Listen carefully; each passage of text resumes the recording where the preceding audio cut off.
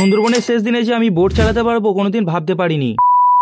আজ সুন্দরবন যাত্রার শেষ দিন, তাই সকাল সকাল স্নান করে রুম থেকে সবাই বেরিয়ে পড়েছি। ঘাটে বোট আসতেও দেরি করছিল, তাই শেষ দিনে যে যার মতো কেনাকাটা করে নিচ্ছিল। অবশেষে পাখিরালয় দ্বীপকে টাটা করে উঠে পড়লাম আমাদের শরীফ বোটে। কেন জানি না ঠিক এই সময়টাতে আমার খুব মন খারাপ করছিল। মাত্র 2 দিন কাটিয়ে সুন্দরবনকে যে এত আপন করে নেবো কখনো ভাবতে পারিনি। আর হ্যাঁ, এখন যে জায়গাটায় আমরা নেমেছি এই জায়গাটার নাম হলো বালি দ্বীপ। আর এখানে একটা ছোট্ট লোকনাথ মন্দির আছে। সত্যি এই দ্বীপের গ্রাম্য পরিবেশ আর প্রাকৃতিক সৌন্দর্য আমাকে খুব ভালো লেগেছে। আস্তে আস্তে আমাদের এই পুরো টিম প্রাকৃতিক পরিবেশের মাঝখানে অবস্থিত এই ছোট্ট লোকনাথ মন্দির দর্শন করে বালি দ্বীপের লঞ্চ ঘাটের দিকে যাচ্ছিলাম। ঠিক তখনই চোখ পড়লো এই দ্বীপে থাকা ম্যানগ্রোভ ফরেস্ট ক্যাম্প নামে একটা সুন্দর রিসোর্টের দিকে। আর এটা দেখে তো আমার প্রায় মন ছুঁয়ে গেল।